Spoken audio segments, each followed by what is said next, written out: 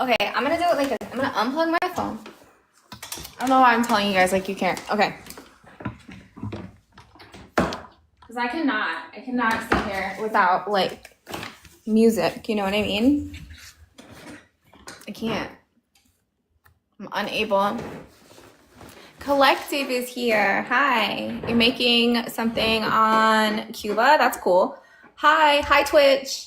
I'll hold it 1 second. We care deeply. What are you talking about? What is happening? What do you mean?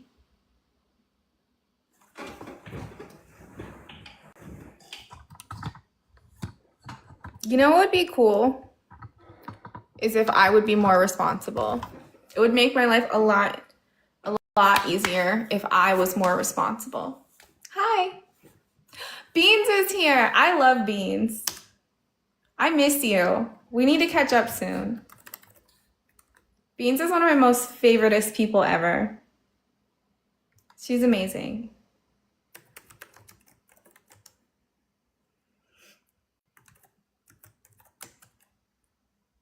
I have to have music.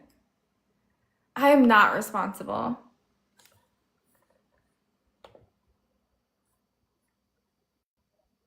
Also, you know what I need to do?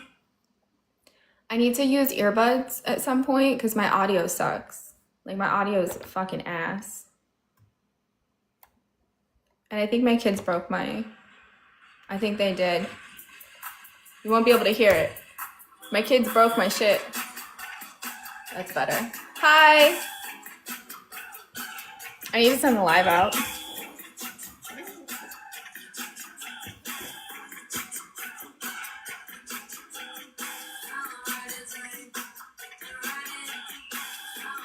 There you go. See if Sean wants to hang out. Hi. I'm good. How are you? Hi, everybody. I have AirPods that I can use. I just like don't do it because I'm lazy.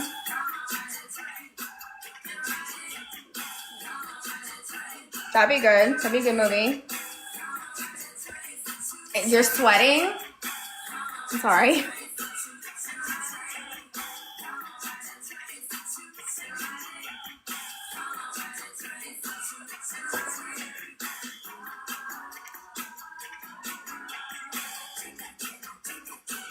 Hi, Flack. Thank you for sharing and liking. Please repost. I would appreciate it. Yeah, we're streaming on TankTube right now. I don't know if everybody knows what that is. Sean is here. My love. Sean, feel free to come up if you want to. I'm gonna keep it probably just me and then you if you would like to. I'm gonna be live for the next 3 hours. So if you decide to come up, we're here. Love you. TankTube is a project that is headed by Madeline Pendleton. It is a collection of streamers. We are all streaming on Twitch.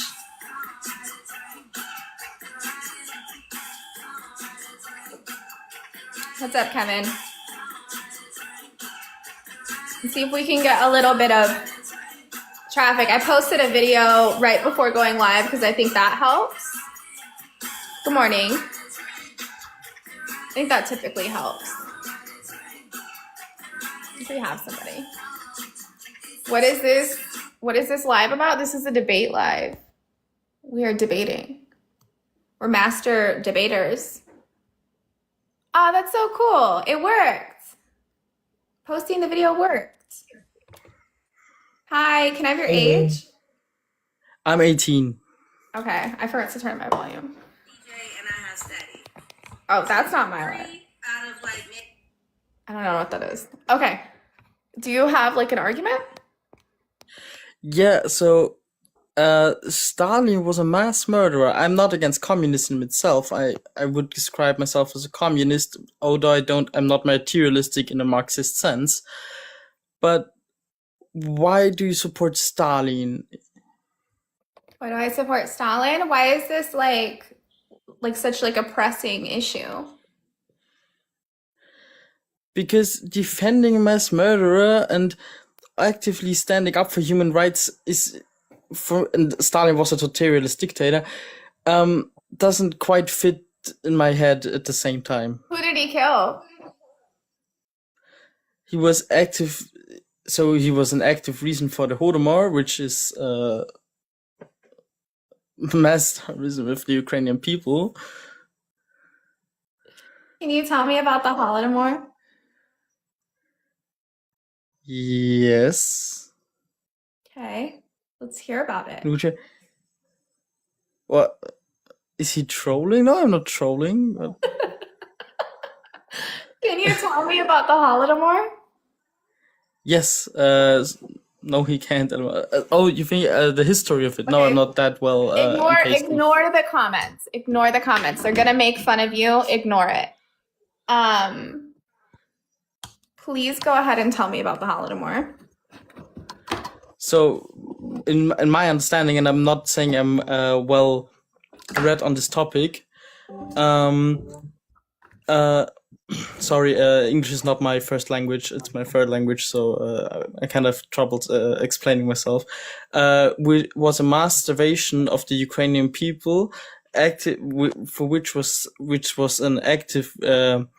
How do I say this in English? So Stalin actively had policies that actively led to mass starvation in the Ukrainian and Caucasian area.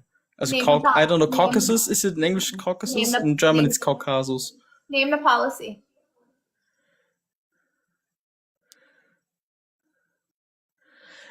As I said, I'm not well read in this topic, so.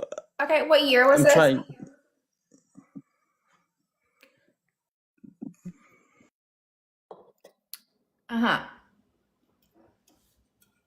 You gotta come back to the screen.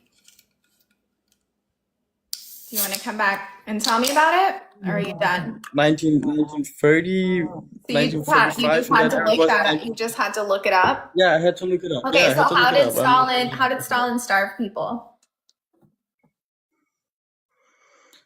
He actively denied agriculture. How? Tell me how this happened. Like, what did he do?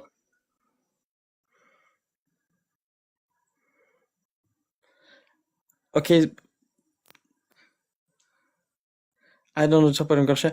So no, I don't want to actively argument about the Holodomor. I want to ask why you support the totalitarian. No, you do want to argue about the Holodomor. You wanted to come in and you wanted to tell me that Stalin's a mass murderer, and your example of him mass murdering people was the Holodomor. So please, go ahead and tell me about the Holodomor.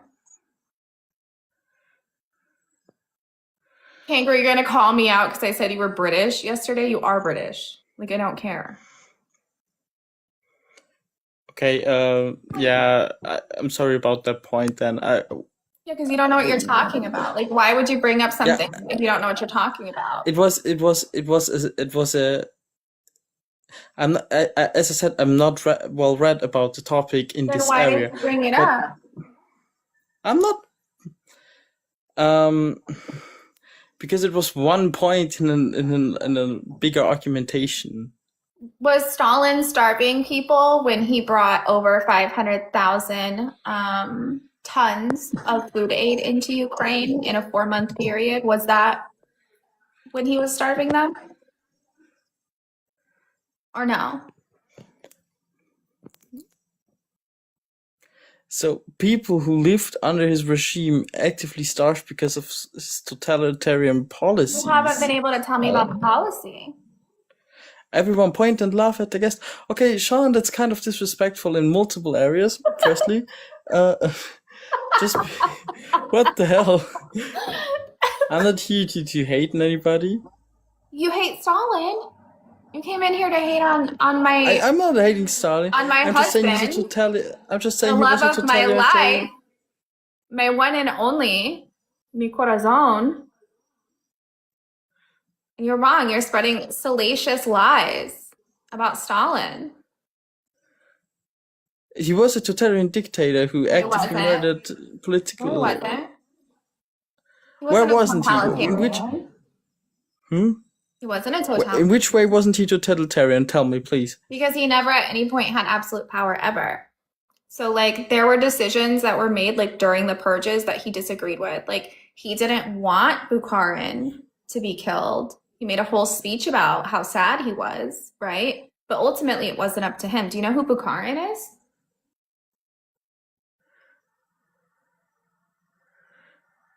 Okay, Stalin actively Okay, you're went. done. You just keep repeating Stalin actively killed people. That's like all you have.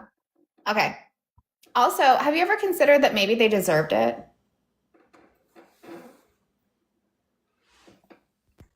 All right, hi.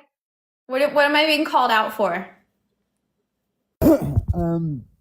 No, I just wanted to continue the debate on. No, please. You said you were going to call me out. Hold me Yeah, well, that's what I'm accountable. doing. What did I do? Well, I mean, we're having a conversation on communism. And You said you wanted to come up to call me out. Do the call Yeah, out. I mean, you cut it short. You cancelled me from that other live stream. And I didn't cancel you. We told you we couldn't hear your audio. Your audio sucks ass. Your Can you hear me now? audio's booty. You Booty can hear me now, can't you? hardly. Like you're inside of a jar. Well, try and use your ears a little bit better. What do you want to talk about? I think during that conversation before I was cut off, I don't know what live stream it was, but you know, you'd block me. Can you from like it or speak whatever, up or something? What? Can you speak up? Yeah. So you'd block me from that live stream. I can't remember I didn't whose it block was, you. but I didn't block you. whatever. Doesn't matter. I thought I'd continue the I'm conversation. so sorry. Is this like the complaint box? I thought I'd continue the conversation now anyway. So I don't care. Make an argument about communism. I don't care Yeah, about so your feelings. there's I literally do not care about your feelings. Like there's always at all.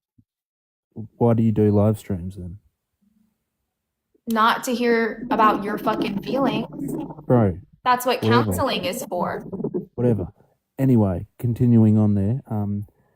There's always going to be a ruling class of communists that dictate, you know, how production is done, how resources are distributed, in a so-called classless communist If it's society. classless, how is there a class?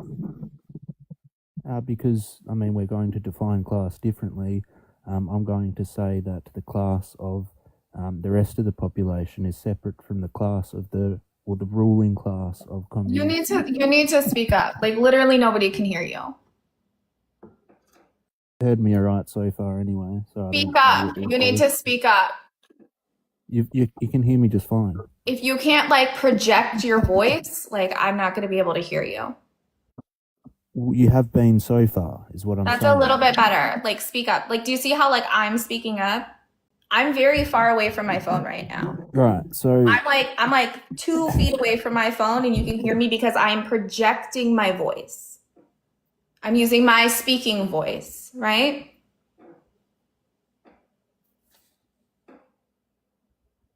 you Make define your class. argument. Can you How like do you define? hurry up? How do you define class? I defined it yesterday, but what I was telling you yesterday was that there is a process that we use as Marxists to get rid of class. So communism is not about retaining a quote unquote ruling class. It's about giving the authority to the proletariat in order to sublate class entirely. And then there becomes a point where the proletariat now self-abolishes because class What has do you become mean? irrelevant. How do you maintain a classless society without a ruling class of communists to watch over the rest of the population? You can't do that, can you? Well, there is no class. Maintain it without a ruling class. What do you mean, a ruling class? If everybody's a communist and then like there's like a reactionary, like why should they allow someone else to try to create class? Because that's what you're talking about. Is you're saying like what would happen if someone wanted to create class? So I'm just going to say this is the cope that communists tell people to All right, I'm Islamism. gonna move on. This is just all too British for me. Come back when you can speak up or something. I don't know. Like, I just can hardly hear you, and it's like super annoying. Um, I had a whole argument with him about this last night.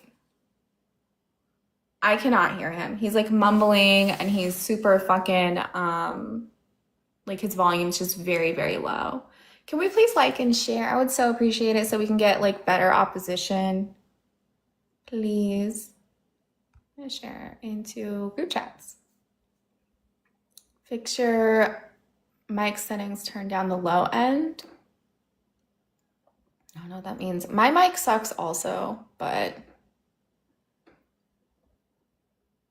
he's just not like projecting his voice. You know what I mean? It's too frustrating. Hi, Eliana. Like, I don't know. To be fair, I actually should grab AirPods at some point because like I was looking at a playback yesterday and like when other people are on the panel, it like cuts me out. Oh, it's good. It's not too like echoey. It's 3 a.m. Oh yeah, because you're like in bed whispering. That's the problem.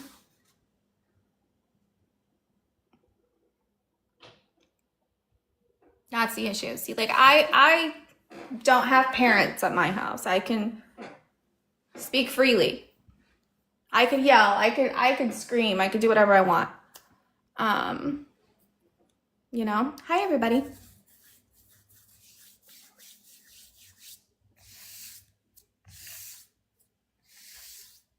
I know. I need to do TikTok Studio. I need to get a computer is the problem. That's the issue.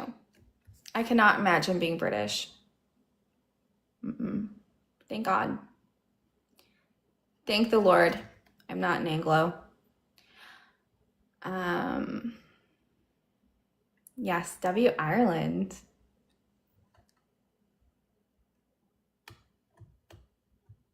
I will get a PC eventually. I need to. And I need to like, because I just use my phone. But I'll figure it out. Especially like I was talking to somebody else last night and I used to stream documentaries and I want to do more stuff like that where we can like watch stuff together. But I just can't do it with this laptop. So I'm not an Anglo-Saxon. No, I'm not. I'm not an Angloid. Thank you.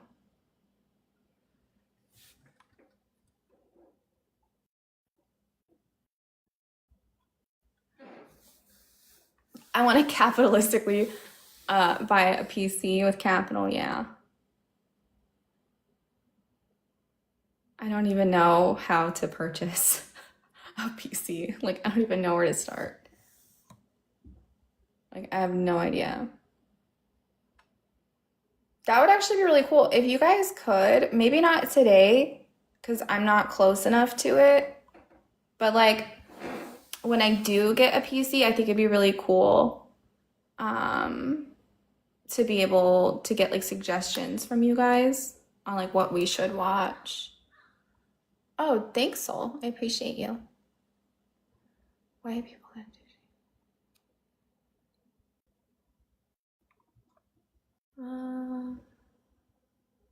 What the fuck are you talking about? It's just a left-wing version of Nazism. What the fuck are you talking about?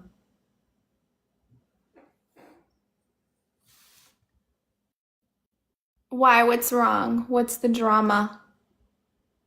I don't want to bring drama in the live, but I can DM you about it. I mean, can you DM me on Discord? Because I can't check anything. Is something happening that I don't know about?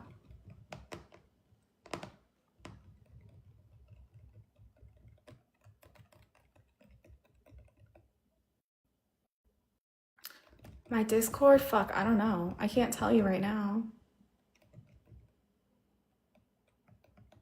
I didn't even see it. It's okay, Mystic. You do whatever you want. Is Lumpy here?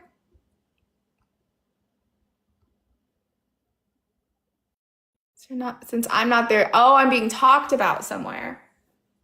Oh. You can, Lumpy, is it okay if he just DMs you on the collective account?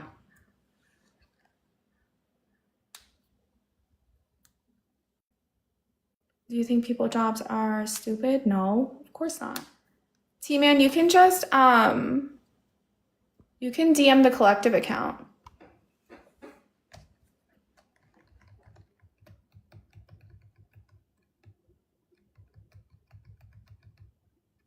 Well, that's crappy.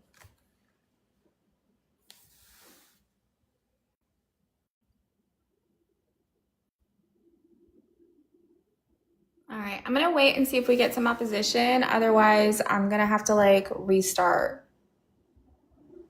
And I am keeping it like this for now. Yeah, no, literally, Sean. Alaikum salam. عايش. Hi, Aziz. How are you? Hi, Larry. I did it cut you off? Did it filter you? I feel like I don't know why it did that. No, Aziz, you can pick one large rage bait topic. I mean, what would be a good topic? Defeated all the ops and now there's only Europeans left. That's so real. That is real.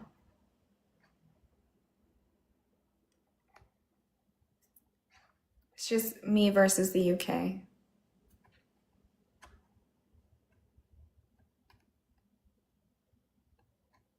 And Eastern Europe for some reason. Rick, do you remember when like for like a week long I got like only people from Greece? That was so weird. That was super fucking weird. You wish liberals, I mean, liberals are never going to engage with me. Most of them have me blocked from the election, and they're not gonna come in. They just won't. Oh, I don't care about the United States. I think we should abolish the United States. So like you saying that like, you know, Britain's better than the US, like abolish them both. Like I don't care. And both of them need to go. Thank you, Jacob. Send the live to David. I mean, you can if you want. I don't think I can. But your education's better than mine. I mean, you don't know anything about communism and you're coming in here trying to argue about it. So I think I'm gonna plug in my computer. I have to switch these out.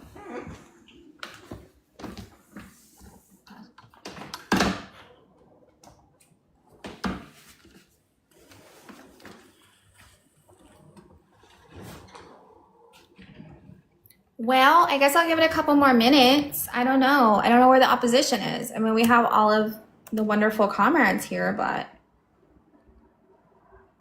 I don't know. No, literally, like abolish the entirety of the Imperial Core. For real. Abolish everything. Seriously. Republicans love communism. I wonder if that would get the liberals to come in. That'd be very funny.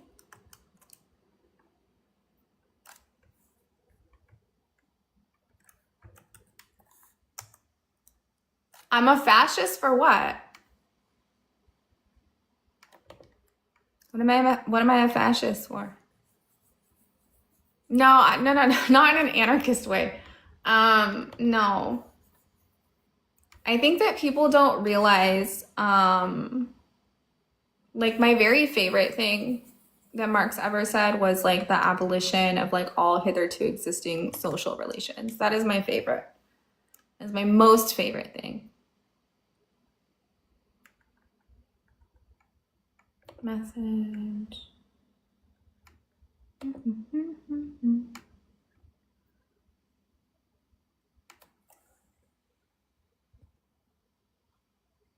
Oh, here's guest requests. Let's see.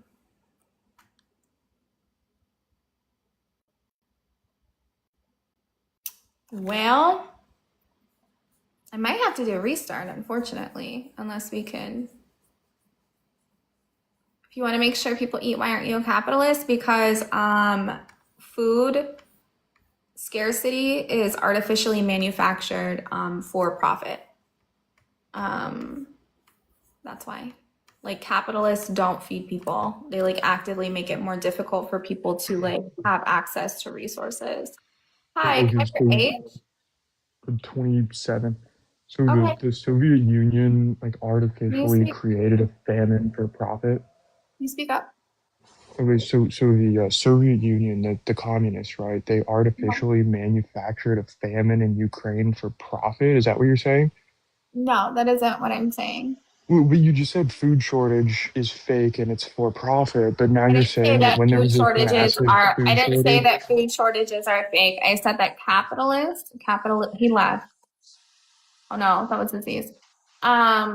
What I'm saying is that in capitalism, food scarcity is artificial and manufactured in order to keep profits high. So like the government where will is the do things. scarcity? The government will do things like offer like subsidies or like outright pay farmers to dispose of crops or like not grow certain crops. So like the United States alone produces enough food to feed the entirety of the world, but we don't do that because it's not good for profit.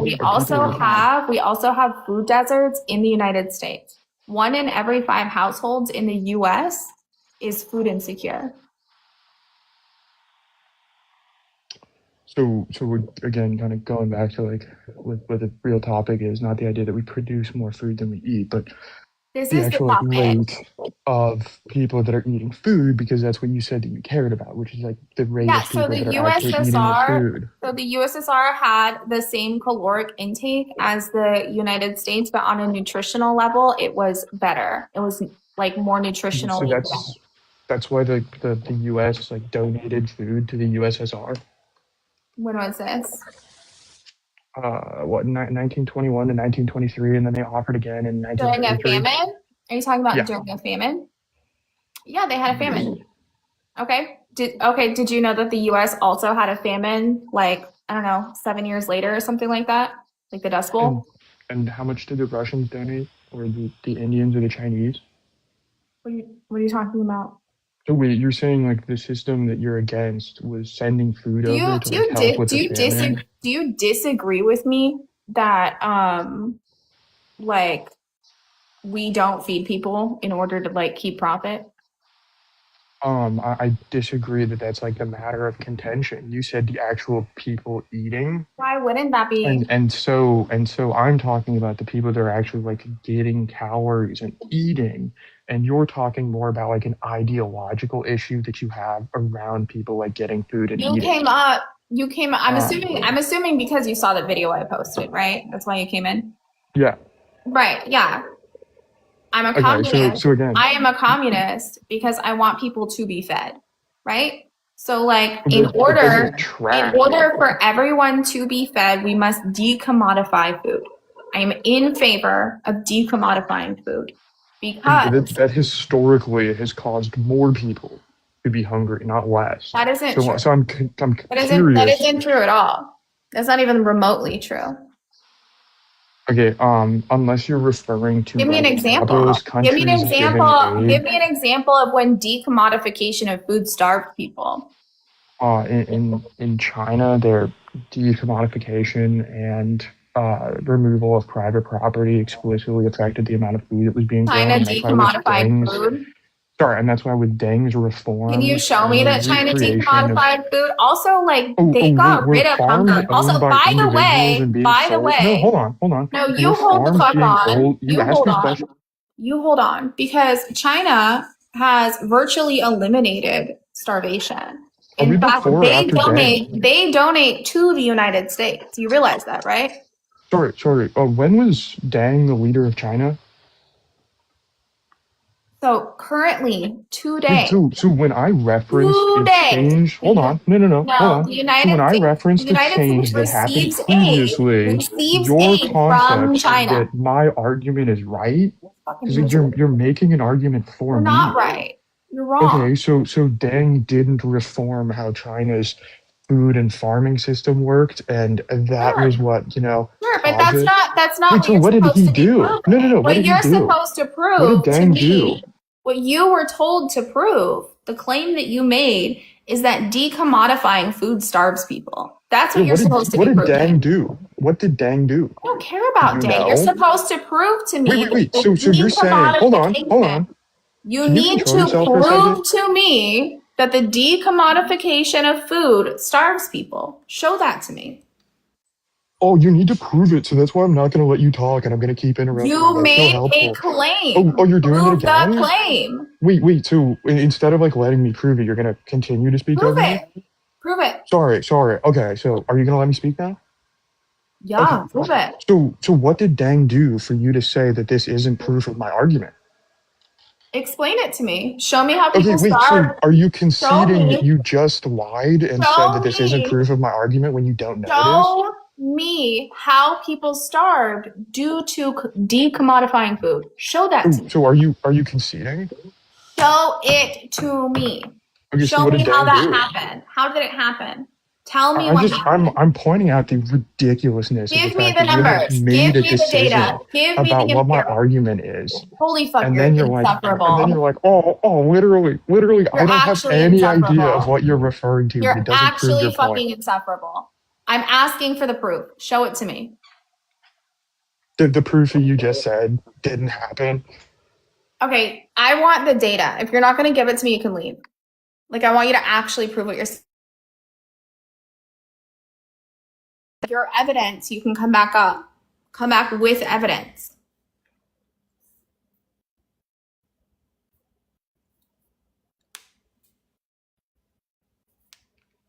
I just want him to be able to prove the thing that he's saying. He can come up when he has proof.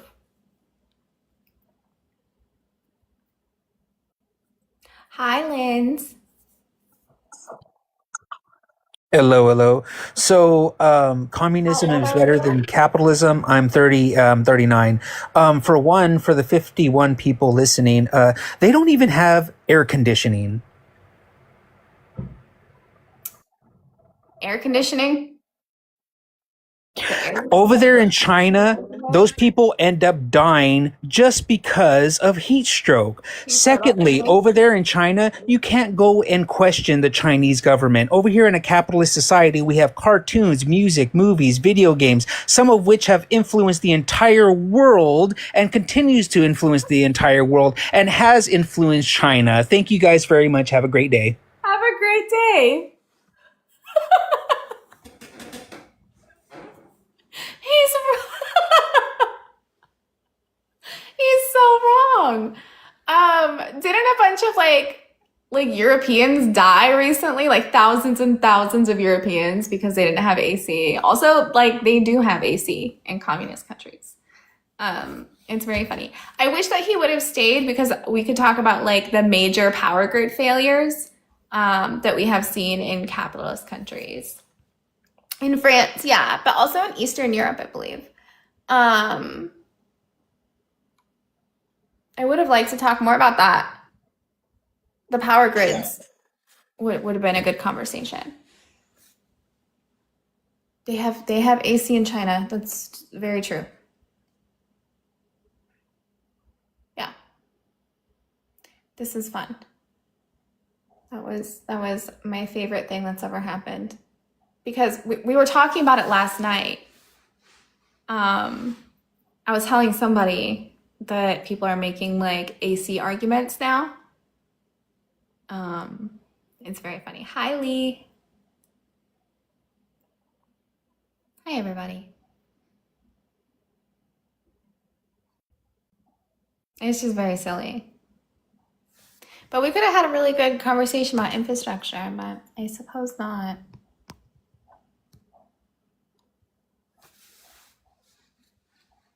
Nafi's here. Hi. That was on Rick's Live. Yeah, I think that was on Rick's Live. I think you're right.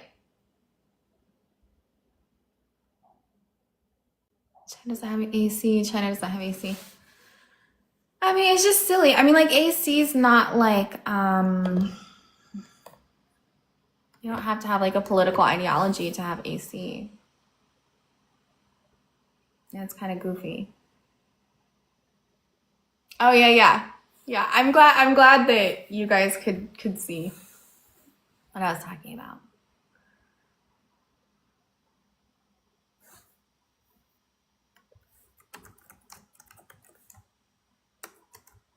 Moid.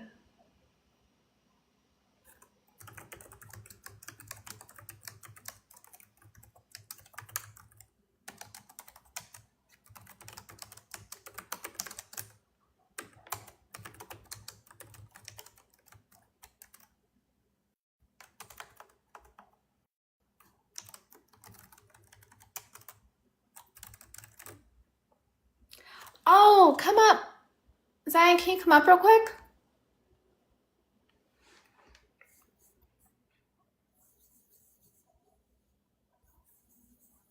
Are you able to? Hi. Hey, what's up? Hey. Do you wanna, can everybody follow Zion, please? And then I want to let you announce. Oh yeah. Thank you. Yeah, I just wanted to say, I plan on in a bit, hosting a fundraising live that like provides like mutual aid to Haitian families that have lost TPS in New Jersey. Their goal is like 30,000. So like yeah, like some shares would be great to boost the algorithm and everything. Awesome. Yeah, I will try to make it over there as well. Everybody, please follow Zion and like please like boost their live and like donate if you can and like, you know, show support because that's like really important. Thank you. I'm gonna drop down because I have to like set up the live and everything. But thank you. Okay, sorry. Thanks for letting me steal you for a second. Of Bye. course, thank you. I feel like I spoke to this person before, but I can't remember. Hi, can I have your age? I'm 21. Okay, do you have an argument? I mean, yes, I think have been up here before, but my exact criticism is going to be dependent on the exact model. But generally, I think we have reasons for believing that private ownership in markets like align incentives in such a way that it leads to overall positive outcomes for people. But I guess I'd be curious what your exact model of communism is. So, Like, are we talking worker co-ops or sovereign wealth fund or? do you support capitalism? Yeah. So give me your argument for capitalism. Oh, Yeah. Okay. So I think I kind of just did. But once again, I think generally we have reasons for believing in empirical evidence that supports that private ownership and markets align incentives in such a way that people and firms behave in ways that promote like general flourishing of humans that lead to good outcomes in terms of like quality of life. But I think I'm also interested in your exact model of we haven't seen that private ownership has provided a better quality of life though. Yeah. Okay. So it seems like there are natural experiments that we can observe that it has happened. So Now I remember. yeah. That was a really silly argument. What was silly about it? Can you show me that private ownership provides a better outcome for Yeah. society? I think there are. So there were the example of the study from Japanese islands that I know for some reason you think is a really silly argument you don't like. But there's also studies that look at. That was wrong. That was what? It was wrong. What was wrong? The thing that you brought up was not like comparable. They didn't abolish private property. Okay. I never claimed they did. Think about it. So think about how unfair it would be, right? If you want to know the effects of private property or of like they were looking at essentially the protection of like property rights.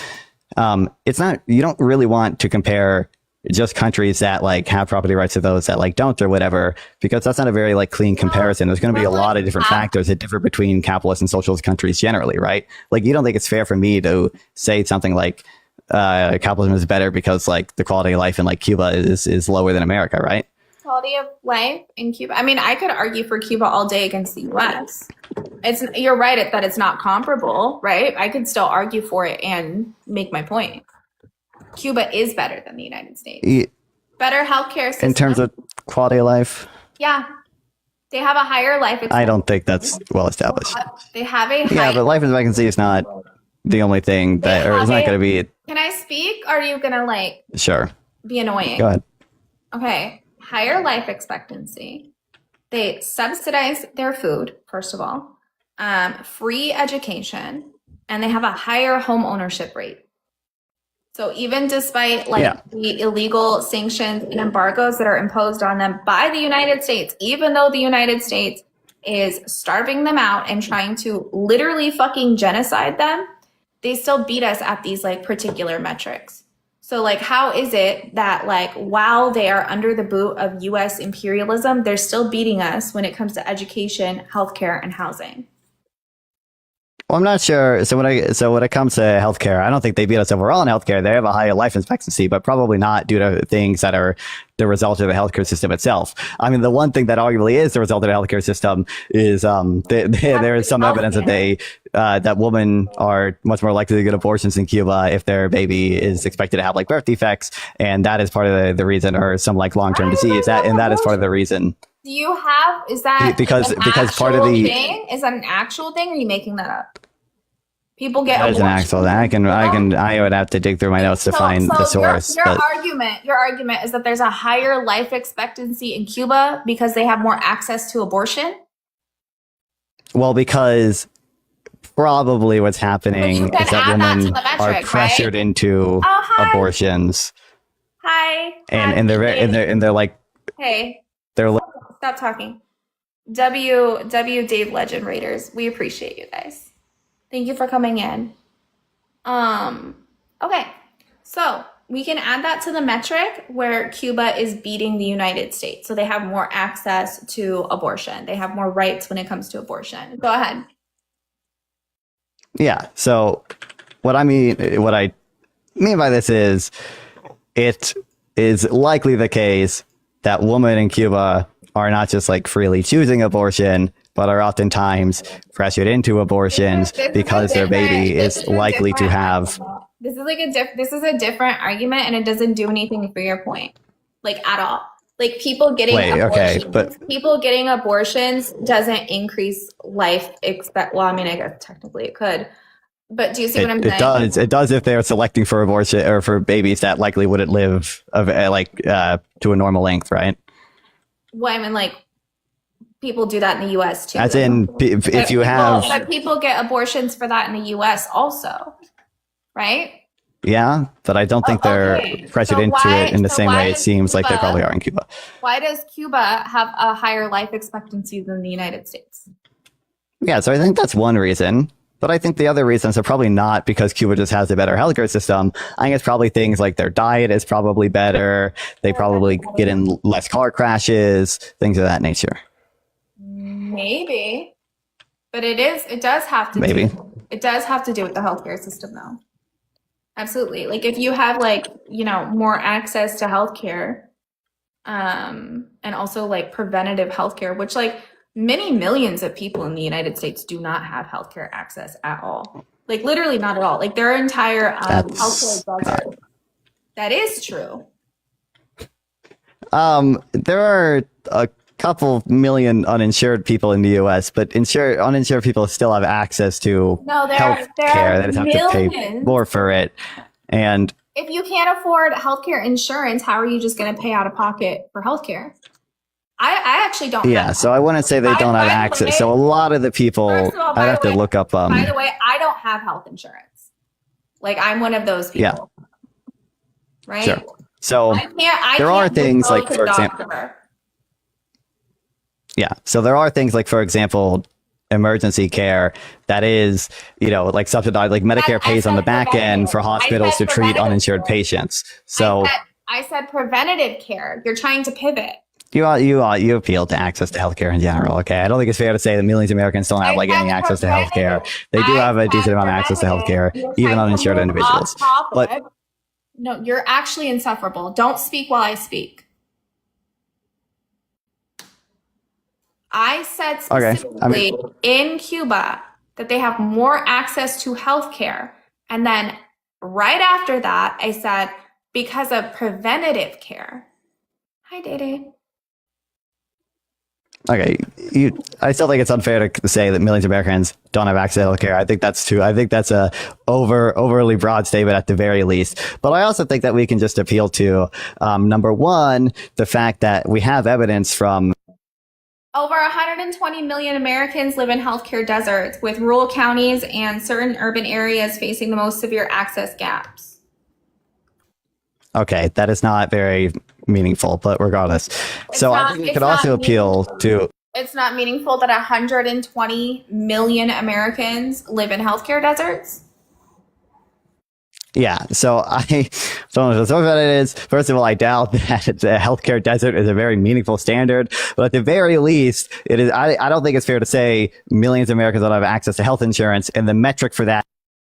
As of 2025, roughly 81% of U.S. counties are considered healthcare deserts in at least one category, affecting over 120 million people, or about a third of the U.S. population. Nearly 60% of these counties experience multiple types of healthcare shortages, compounding the challenges for residents.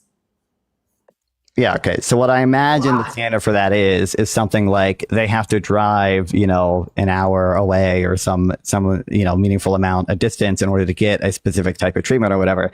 That's not the impression I get when someone says someone lacks access to healthcare. The impression I get is that the healthcare resources are essentially not available to them. That they, more than just 81%.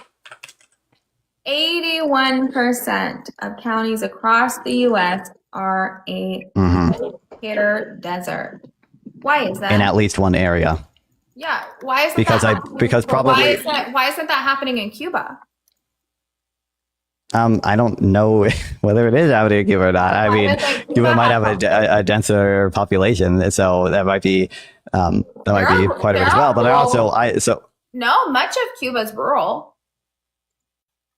I would guess that if you just looked at the population density of the U.S. versus Cuba is probably denser. But that doesn't have anything to do with it, at all. Okay, when you say healthcare desert, right? If you're asking why isn't it happening in Cuba that there are healthcare deserts, you agree that a potential explanation is population density, correct? It would explain partly why there are less healthcare deserts in Cuba if the population is denser there. It doesn't have to do with population density. I mean, what do you think a healthcare desert is? Do you understand the terrain of Cuba? Do you understand that the rural areas of Cuba are incredibly difficult to get to? That was one of the major things that Cuba fixed, was providing access to everyone in Cuba with healthcare. It was one of their major projects that they did. Great. Okay. Do we agree that in principle? Different, in the U.S., right? I don't know how. Oh, yeah, of course. Of course. Hi, Jeff. Oh my God. Why'd you say, oh my God? I told Sean this would happen. Just me and Jeff are best buddies. Is it because Jeff always wins? Is that why? No, I'm not I've even. only spoken to him once. And it was memorable. I'm flattered. I just want to know why we're using our imagination so much. Wait, because she said that, first of all, I can appeal to studies, right? So I can appeal to empirical evidence that the U.S. has, for example, better 5-year cancer survival rates. I can appeal to studies that it doesn't seem like mortality changes at all. It doesn't seem like, can I finish my sentence? It doesn't seem like mortality changes at all. Hey, what question do you think you're answering right now?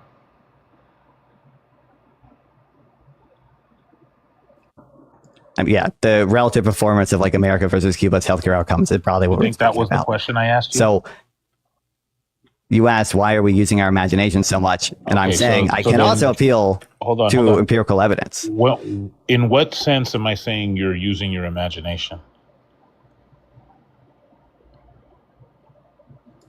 I'm assuming the reason you're talking about that is because I have asked her if, in principle, it could explain the healthcare deserts, the relative amount of healthcare deserts between the U.S. and Cuba, whether population density could be a potential explanation for that. Because I want to know if, in principle, she agrees that could be the case because it sounds like she didn't, even though I think it is obvious that Okay, so that let could me be. clear that up. That's my fault. Sometimes I'm unclear. So the reason I said you're using your imagination is because you literally said, I imagine a healthcare desert would be when you have to drive a long way to get to healthcare. You do remember saying that, right? Yeah, so I can give you the reason I'm doing that is because I'm not familiar off the top of my head with the source she is citing and how exactly they define healthcare deserts. Okay, so because healthcare. there's the confusion. So now I'm going to regenerate the question now that we have a background.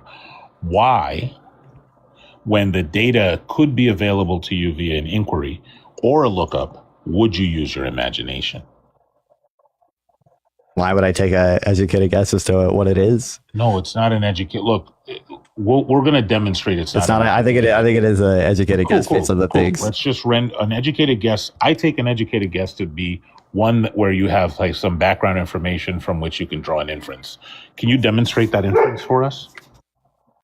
Yeah. So I have read about stuff before, for example, food deserts, where the concern with food deserts is that Americans like live too far away from places where there are nutritious food. She mentioned that like 80% of counties are a healthcare desert or whatever, or a healthcare desert in at least one area. From those, I think it's reasonable to conclude that probably what they are talking about is some just measure of distance between how close someone is to healthcare. This is the absolute weakest of inferences, and now I see where your folly is. So I just want to make clear, do you think that the considerations for healthcare are identical to the considerations for the acquisition of food? No. Do you think they're in any way similar? Yes. No, they wouldn't be. Like, in what way are they similar? I imagine both are going to be indexed somewhat to location. Well, not just location. That would mean that, okay, so that would mean that everything is similar in some way. That would mean that like the availability of healthcare is similar to the availability of tires for your car. Are you saying that? When people are measuring availability, like location is almost always going to be related. But that wasn't hold on. That wasn't my question. We're examining. Then maybe I misunderstood your question because what I interpreted your question as, do you think the metrics they're using to measure availability are going to be similar between like food and healthcare? That would be the conclusion. I'm saying, are the things that they're considering are the considerations for the access to healthcare identical?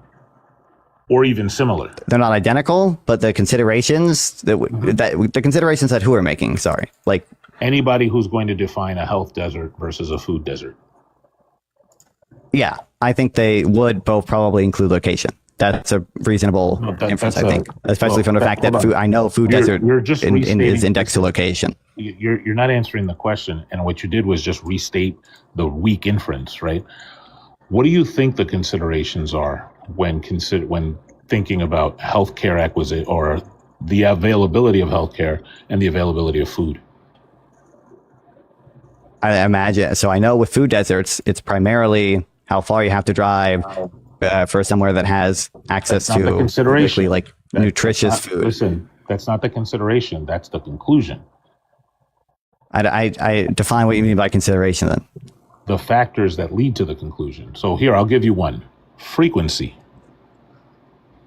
Like, here's a question. Do you think the frequency with which somebody has to acquire food is similar to the frequency with which somebody has to engage in healthcare? No. Okay. So that's one consideration that's not similar. Do you have any other considerations? I don't believe. Okay. Maybe I misdefine exactly what you mean by consideration, because once again, I don't think that when people are making factors that lead to the conclusion. Yeah. Okay. So this is not. So when I hear consideration, what I am thinking of is that usually when any answer you give authors that's are not making the one something I gave, like, hey, any answer that you give that's not the one I gave is immediately an equivocation. I told you how I'm using the term. Okay. So if you want to equivocate, that's fine. But I'm saying there are factors that people use to get to the conclusion of what they would consider a food desert. So, for example, it would be reasonable to say that it's an like it's an undue burden if somebody has to acquire food every day to require them to travel far for it. I don't think it's as much of a burden if somebody has to go get healthcare to make them travel a distance for that. Like the tolerable distance would be longer, right? I agree, and I imagine that's Okay. accounted for in the So- reports. But I think both of them probably do consider distance, right? It seems like you had an objection to me thinking that They do not. healthcare deserts probably has something to do with locations as well. They do not. They don't. No. You're saying healthcare deserts don't have to do with how far you are located, at least partly how far you are located from healthcare. You know what's hilarious to me is Can you answer that question? Can you answer that question? When the authors say healthcare desert, hold on, that was asked and answered. I don't know why I have to answer it again. no, you didn't answer it. When the authors say healthcare deserts, do you think that part of the thing they're measuring is how far someone is from healthcare? No. No. Okay. So Here's if I what's look up funny. When I 120 said- million Americans, what's funny healthcare desert to me is not going to have location in there. What's funny to me is that there are 5 different factors, right, Ash? There's 5 different factors. Yep. I don't I think she only knows. know this. You know how I know this? Non-fun. And No. mind you, we're not even debating like the actual substance right now. We're debating your epistemology, which is shit. Your epistemology shit. Your epistemology is literally the same as Willy Wonka's. But the reason I know that it's 5, do you know how I know that, Non-fun? Probably because you read whatever she's written. No. I don't know what Ash is reading. I have no idea. Okay. Care to wait? Do you think Ash kind of signed it to me by blinking at the camera? Like what? No, I think that there are a lot of these memes that originate from similar places that have similar definitions. Like people often rely when people make the same claim, they're often relying on the same underlying source. That's not controversial at all. Okay, so if it was mimetic and you have these conversations, I would assume often, then wouldn't you have come across this same information? All I did was a Google search. Wow. I did a Google search, man. I looked at 3 different things and they all said the same thing. They said there's 5 different considerations. Like a food desert and a healthcare desert, those are like standard terms, man. Like people just agree on these are the things. And you're here saying, Okay. hey, By the way, one of these things, I'm looking at like when it has percent of county's population living over 15 minutes from the 3 closest pharmacies. Doesn't that have to do with location? wait, what are you reading? I'm looking at GoodRx right now. I'm looking at some of their Wait, is measures GoodRx? of people living in pharmaceutical deserts, people living in primary care deserts, people living in hospital deserts, people living in hospital bed deserts, people living So in here's the trauma 5 that center I have. deserts. You ready? All of these The things 5 are to do with location. The 5 that I have are insufficient human resources in health, facilities, long waiting time, disproportionate high costs of services, and other socio-cultural barriers. Those are the 5 that I have. Mm-hmm. Is it okay real quick? I have his source pulled up. He's wrong. I'm wrong. Yeah, it says the way that I'm on your source, GoodRx. They said that they identified healthcare deserts in the U.S. where people lack adequate access to 6 key healthcare services: pharmacies, primary care providers. Yeah, that's what I'm looking at, and all 6 of them are defined by location. No, it's not. No, it isn't. Yes, Because the 6 are access. pharmacy, primary care, hospital beds, trauma center, and health center. Correct? I'm gonna read it because he's lying. We did this by identifying healthcare deserts or areas across the U.S. where people lack adequate access to 6 key healthcare services: pharmacies, primary care providers, hospitals, hospital beds, trauma centers, and low-cost health centers. We then looked at how personal and Well, that's what I financial said. barriers can make it even harder to access care in a healthcare desert and perpetuate health disparities. It doesn't say anything about location. The 6 types that you listed are all defined by location. Okay.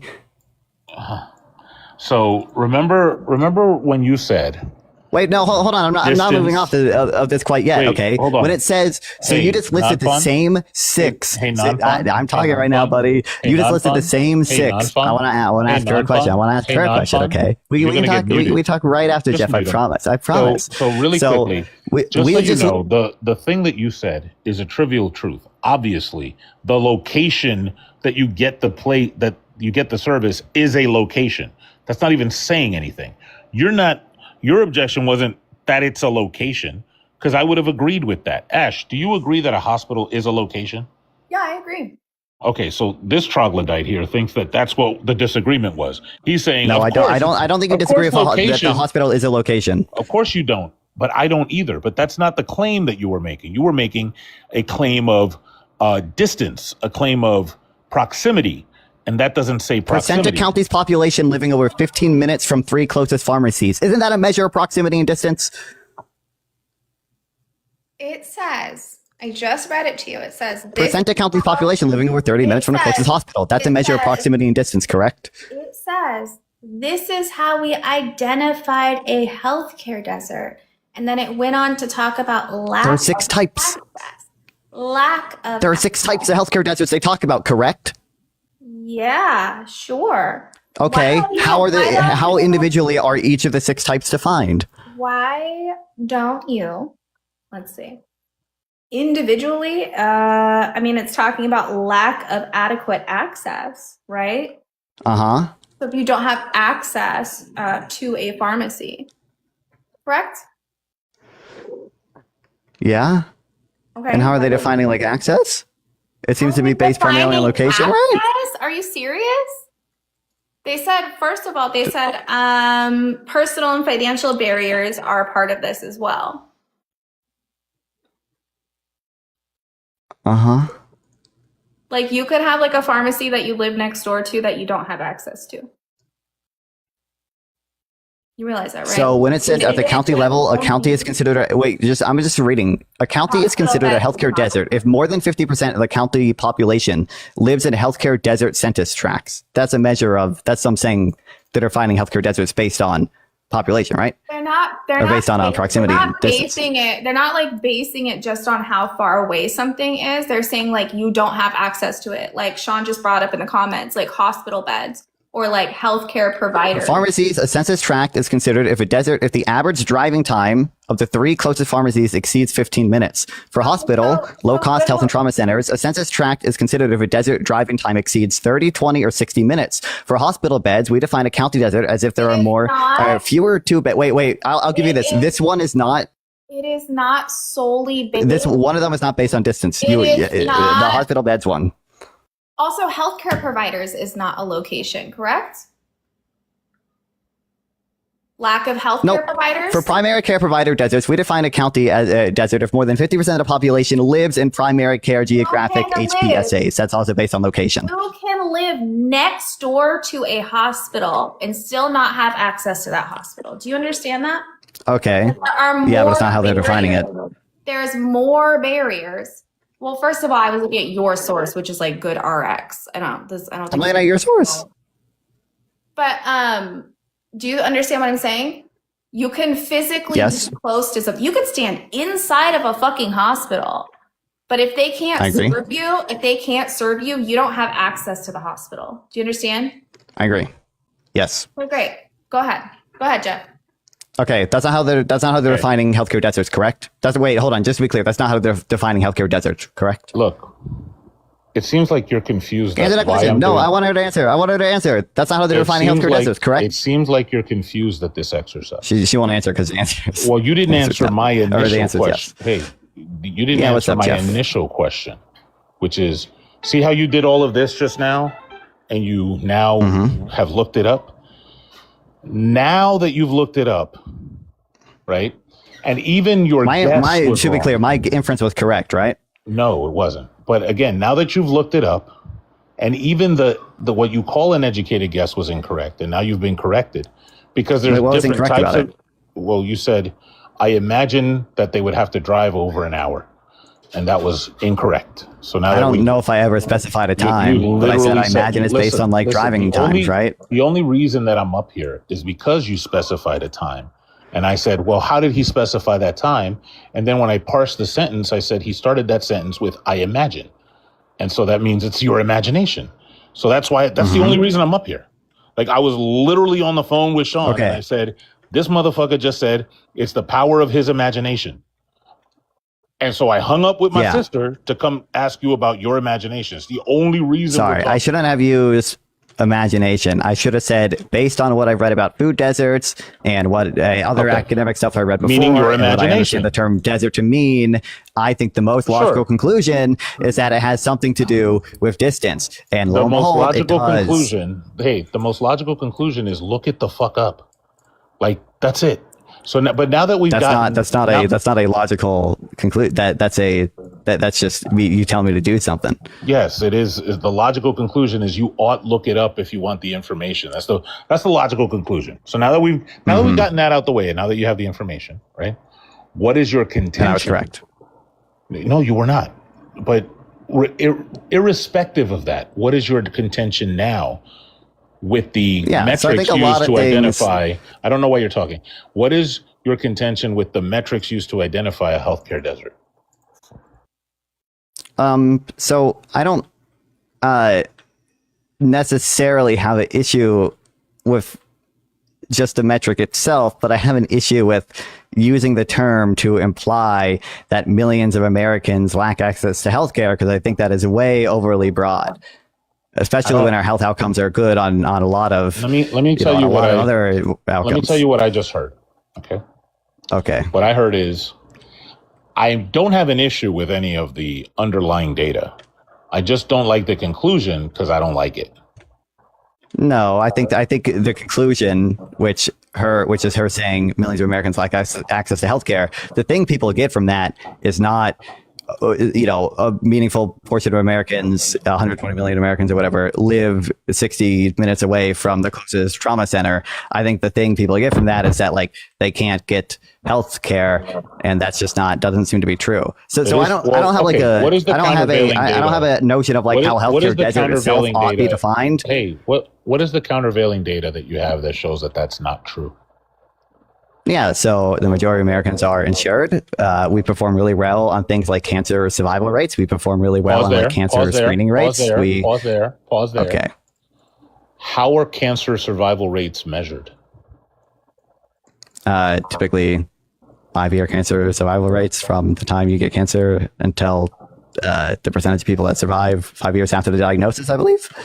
From the time you what? From the time you get diagnosed to the time that you die, what percentage of that group survives? Okay, great. Is my understanding.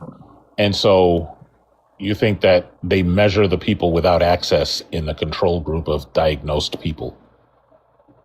So I think probably very few people die of cancer without knowing they have cancer. Are we I'm sure that using it's our happened imagination above again? 0 times. Are we using our imagination again? It sounds like we're using our imagination again. Do you disagree with it? Do you think that's the most reasonable conclusion? That sounds like a question. I'm asking you if you're using your imagination again.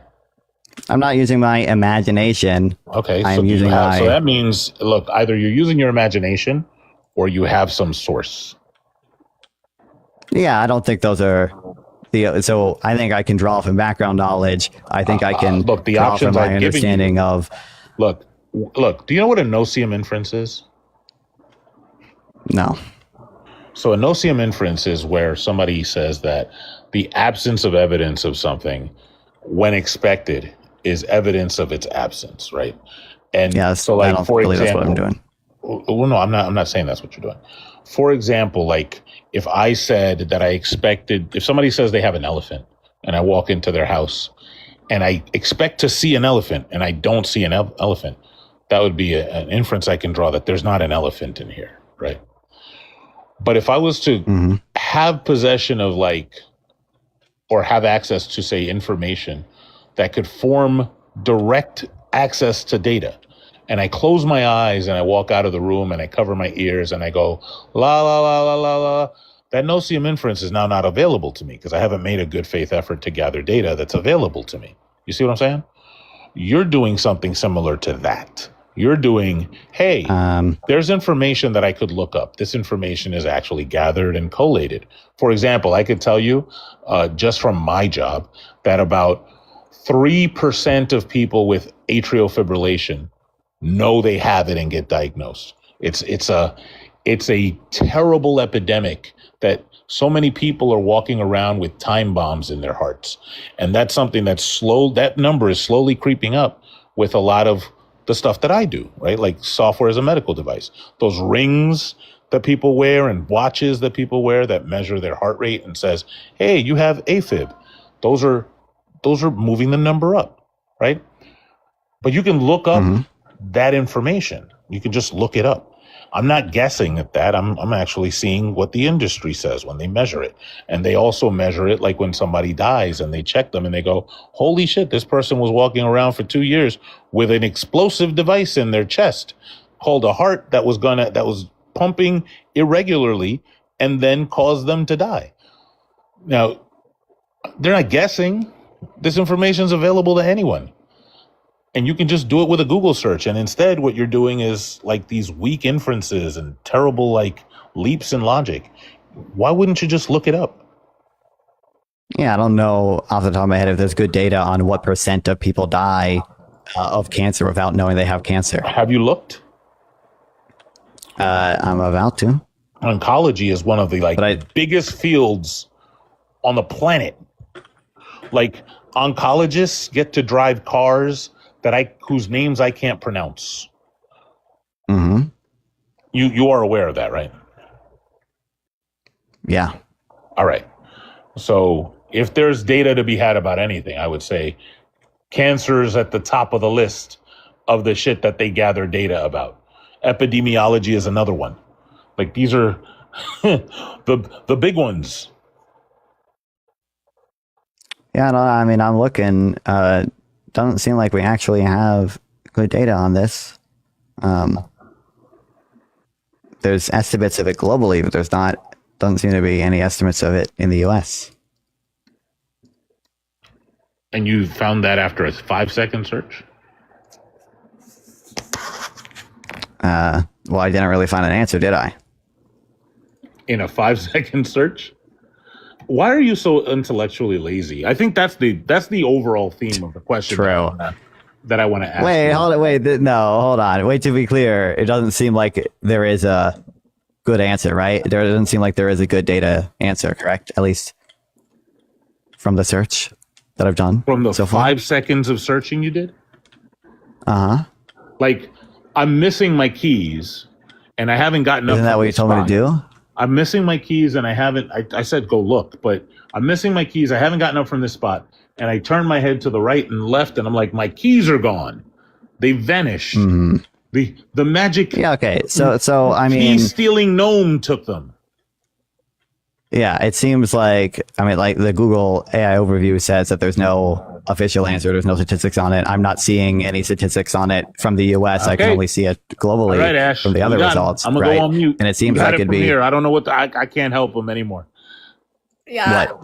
Wait, what do you mean? What the fuck? I got distracted because someone Wait, told me hold on. I want Jeff to agree. Jeff, I want Jeff to agree that I did a Google search. It doesn't seem like that's a good answer on it. Probably, though, using our basic reasoning skills, it seems like that most people, it's unlikely. What I was saying is, I'm sorry, Jeff, I got distracted because that most people will die of cancer without knowing that. He's streaming on YouTube, but he only has 8 viewers, and it's mostly communist now, which is a little bit funny. What do you want to talk about? What's your deal? Me still? What? You're talking to me, right? Yeah, I'm talking to you. Yeah, okay. I didn't know because it sounded like you started a whole new thing. I was just confused. Yeah, I think it's I think probably, it's based on our understanding of cancer, based on our understanding of how healthcare works in the US. The most reasonable conclusion is that very few people die of cancer without knowing that they had cancer. I don't think that's controversial to say. Can you show me that? Okay. What you just said was incredibly stupid. So it doesn't seem like good, precise data exists on it. And in the absence of the good, precise data, it seems like we should draw on our understanding. I don't know. First of all, I don't know why you're claiming this at all.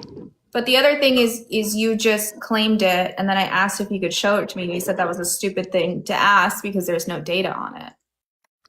because I didn't. So the claim I made was, given that we don't have good data on it, we're going to have to draw from our understandings of just how the world works, how healthcare works, how cancer works, and it seems most likely.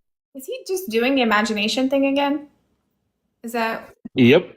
okay? Yeah, that's exactly what I'm doing. I don't really want to play pretend with you. Can I get a just yes or no answer from Jeff? Do you think that a meaningful percentage of the people that die from cancer in the U.S. don't have Yeah, that would be another blunder and a burden shift. Like, in the absence of like the evidence, turning it around on me is like just a basic blunder. That's bonkers. W. Jeff, we appreciate you. We love you. Feel free to stay up if you'd like to. I was hoping, because we have Twitch up too, because we're streaming to Twitch. I was wondering if you could like plug your stuff, if that's okay, like your website and everything. Oh, yeah. Sorry, my brain was on the breathtaking lack of intellectual rigor I did a 5 seconds Google search and the AI overview told me no. So obviously, anyway, if you go to endofaspecies.com, you'll find all my stuff, most notably the book I just wrote. I wrote a book called If You Have to Explain It, It Doesn't Say What You Think It Says, and it's about the Bible. So if you're curious about why the Bible is a bunch of malarkey, did I say malarkey? Yeah, I'll stand on it. Malarkey. Then go check out my book, but also check out all the other stuff on there. X.Nihilo, and the various other ifs and ands. Did you know that there's a Justice for Miles Dyson collection? Who's that? I don't know who that is. Miles Dyson is the guy in Terminator 2 that was responsible for Skynet and the Terminators. And so there's a collection of hoodies on my site that is titled Justice for Miles Dyson. Nice. And if you look at it, every single one of the hoodies in the collection is a logo that you'll recognize. But yeah, if you like the Terminator talk, go to endofaspecies.com. Hey, congratulations on your book. That's so exciting. Thank you. Now I have to go grab lunch. Well, I hope you have a wonderful day. Thanks for hanging out. Love y'all. See ya. Okay, so for everybody on Twitch, it's endofaspecies.com. He has a lot of really great stuff up there. He also has like philosophy packets that you can buy that are incredibly helpful to learn how to like make arguments and things like that. Yeah, it's always so nice when Jeff stops by. Okay, I am looking for opposition. If anybody is in opposition to the prompt, if you want to come up and tell me why capitalism is wonderful, go ahead and request. If you want to like yell at me and say that I'm on an iPhone, now is the time. If you want to make an argument about air conditioning units, now is a good time. What other arguments? I have a question. I have a question for everybody. I've been asking people this lately. Check Discord? Yes, I will check Discord. I heard today has been eventful. Okay, so my question is, I would like to know, what is the like funniest argument against communism that you've ever heard? That's what I would like to know.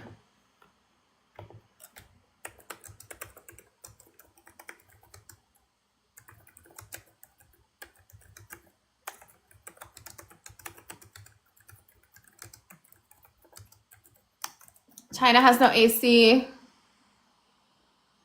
I want to know what your funniest ones are. And I think okay, so the funniest argument that I ever had in favor of capitalism was the Spoon Forge guy. Do you guys remember the Spoon Forge guy?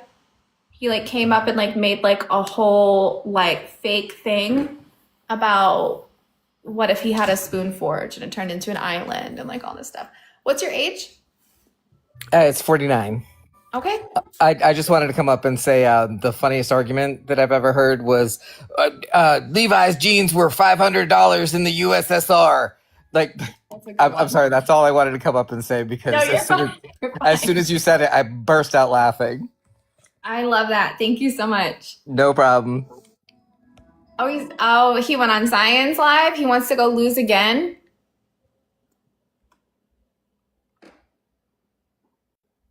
Do you guys can come up and share your stories real quick while we wait for opposition. But I am gonna try to keep it to just very however this setup is, however you want to describe it. I'm gonna keep it like this.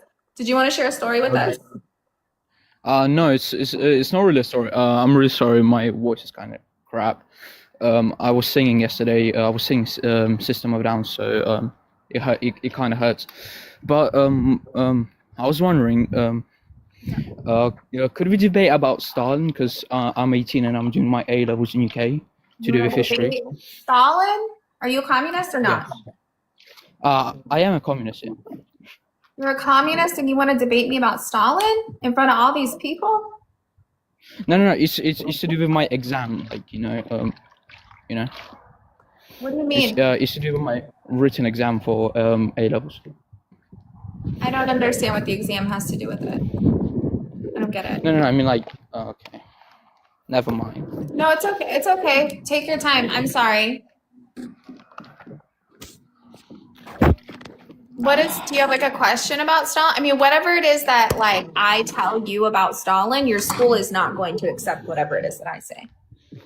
I definitely know that. No. My main question was, to what extent do you believe that? To what extent was Stalin a great leader in your opinion? I mean, Stalin was like a leader, right? I think that he was a good leader. But he wasn't like the totality of like the government in the USSR. They used democratic centralism, and never at any point did he have like full authority. But wasn't he the one who directed Nikolai Yezhov to basically start decolonization and basically mass? He never made any of those decisions on his own ever. Never. Oh. No. Okay. Thank you. Yeah. Thank you. Yeah. All right. I'm gonna go then. Okay. All right. You have a good day. You too.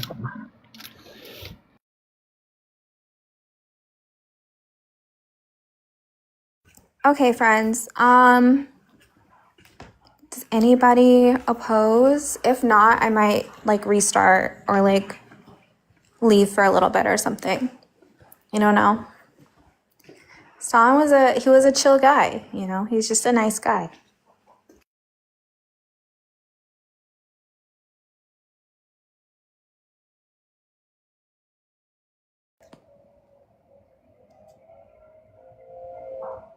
Is Appa still here? Let's see. Yeah, he had high socks. You know what I mean?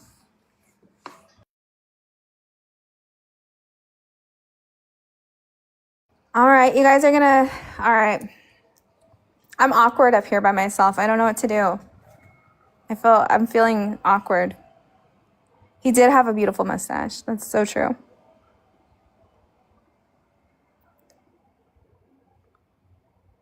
Have anyone in opposition or no?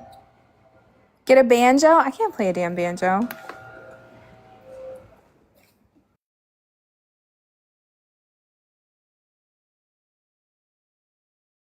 Stalin fucked with the hyphy movement. I love that. I love that so much. I wish that was true. I really do wish that Stalin was like ghost riding the whip. I'm not playing a banjo. That's not ever happening. We need like music or something. You're losing my audio? The bowling league has been infiltrated. Oh my God, sound the alarms. Hello. Hi. I just came up to save you from being alone for a Thank moment. God. Thank you If so you- much. Yeah, I mean, if you want to try a restart, you can, but I don't know. You want to take a little time off and Maybe, yeah. I mean, unless like someone comes up, well, I probably will restart in a second, honestly. okay. Plus, there's something I want to be really nosy about. I gotta DM you. I want to go be nosy real quick. Okay, because I have something keyed up that's a half an hour long that I can just play if you want to take a half an hour off. Yeah, let's do that. Is it Anna Louise? No, I keyed up the Dimitrov thing because that's the thing that popped up when I got in there. I was gonna do Anna Louise, but Yeah, let's do that. Is that okay? yeah. I'm gonna play. So this is from, like, for the Twitch people. We're playing a thing from a couple of years back. I did an interview with someone over about Dimitrov, and we did a little video on him. So I like it. So I'm just gonna key that up. Yeah, All so right. that'll be on Twitch if you guys Yeah, want to see it. and if you come back in a half an hour, I can just go back into, or whenever you come back, I can just go back into streaming you. Or Okay? famously, if I come back. If you come back.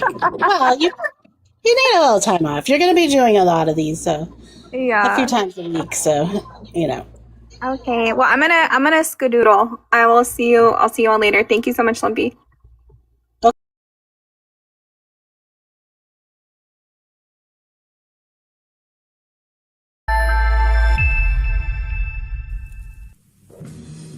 I admit that my tone is hard and grim. The struggle of my life has always been hard and grim. My tone is frank and open. I am no lawyer appearing before this court in a mere way of his profession.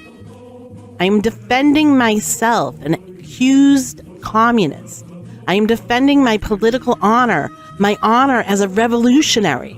I'm defending my communist ideology, my ideals. I'm defending the content and significance of my whole life. For these reasons, every word which I say in this court is part of me. Each phrase is the expression of my deep indignation against the unjust accusation, against the putting of this anti-communist crime, the burning of the Reichstag, to the account of the communists. These words were said in 1933 in front of a Nazi-run court by the Bulgarian communist Georgy Dimitrov. He was there not just defending himself against the trumped-up charges that he was involved in the Reichstag fire, but in defense of communism itself, and he won. Welcome to Collective Re-Education's series Ghosts of Revolution. In this episode, we look at the life and works of communist, anti-fascist, revolutionary Prime Minister Georgy Dimitrov. Dimitrov is the living embodiment of praxis. From a youth, I mean, just a young child, he dropped out of school, I believe at 12 or 13, and he went to work in the printer's trade, which exposed him to the class struggle because there were many people involved in that line of work in union organizing and in the workers' movement.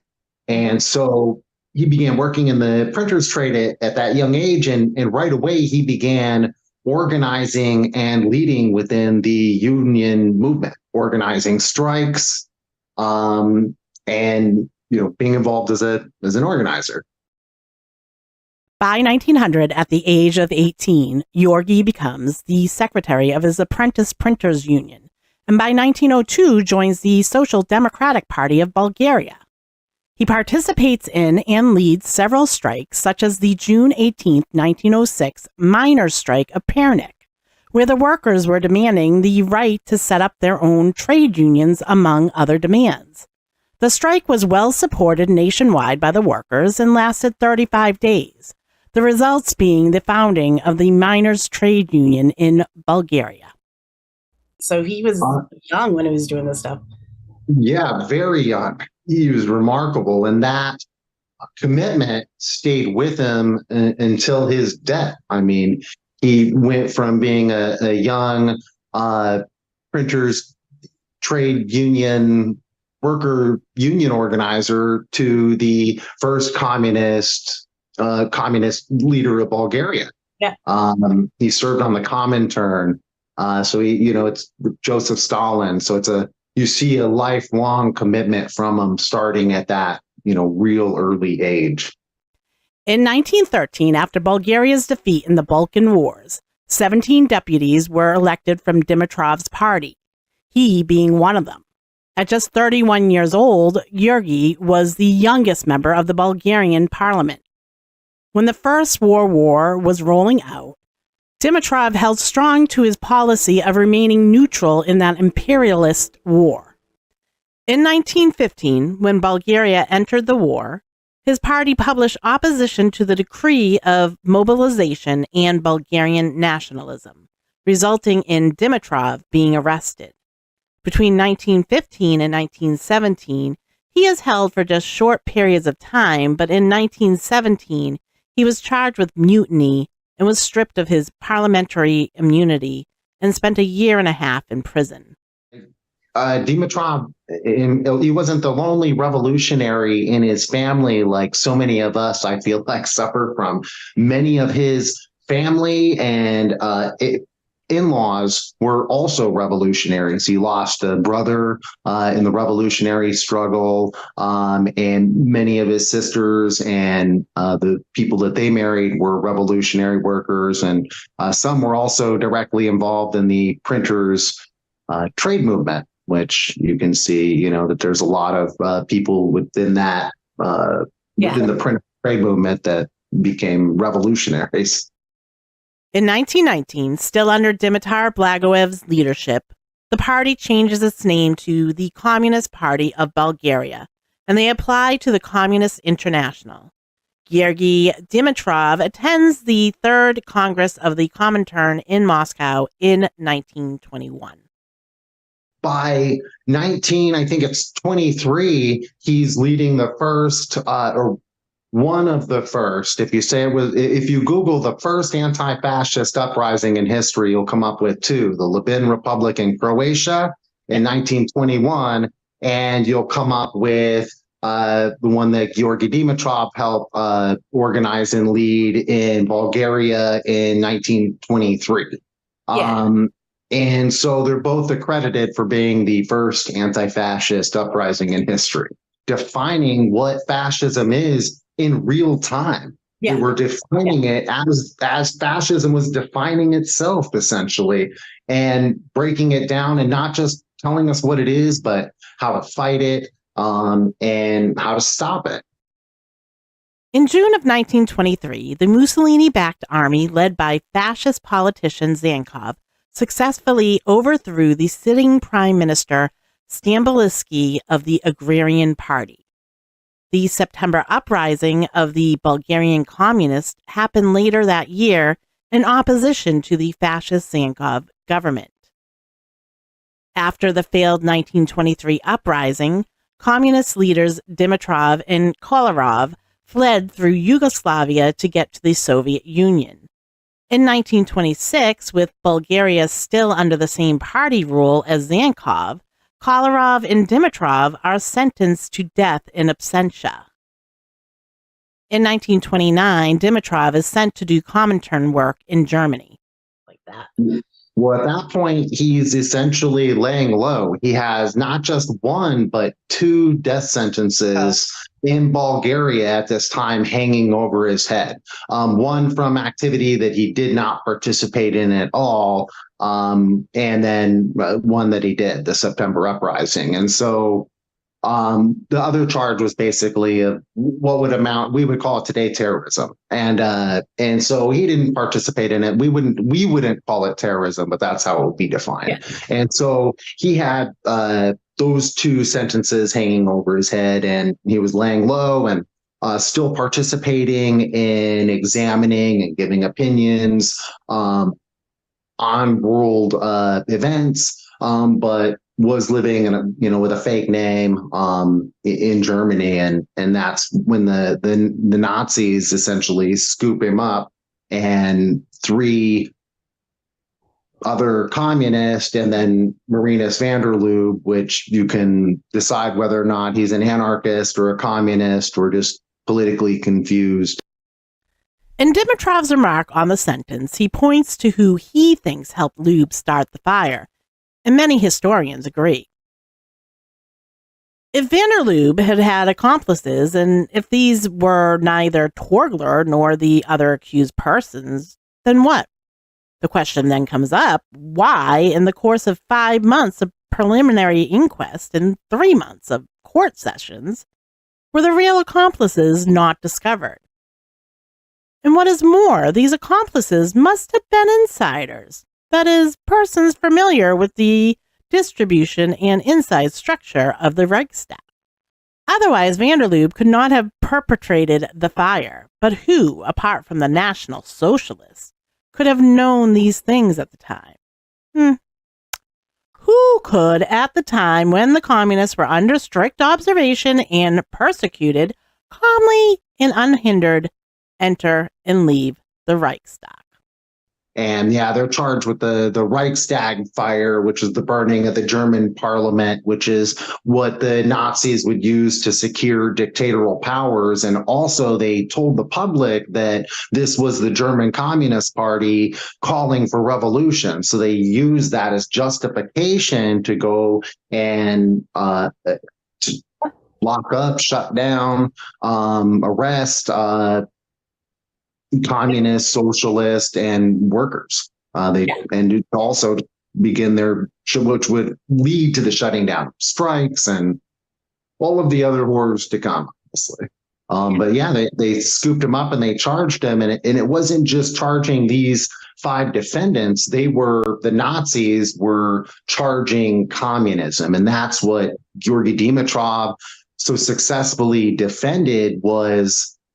Not just himself and his compatriots, but he defended in a Nazi courtroom and a worldwide audience. It was filled with media.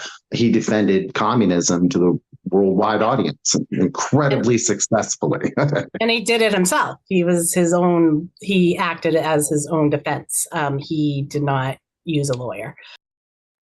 An attendee of the Leipzig trial, the U.S. attorney and co-founder of the American Civil Liberties Union, Arthur Garfield Hayes, wrote in his autobiography, "I have never seen such a magnificent exhibition of moral courage. The man was not only brave, but reckless and selflessly so. Whenever he got to his feet, he would, by force of his personality, place the court, the prosecutors, the German audience, and the Nazis on the defensive."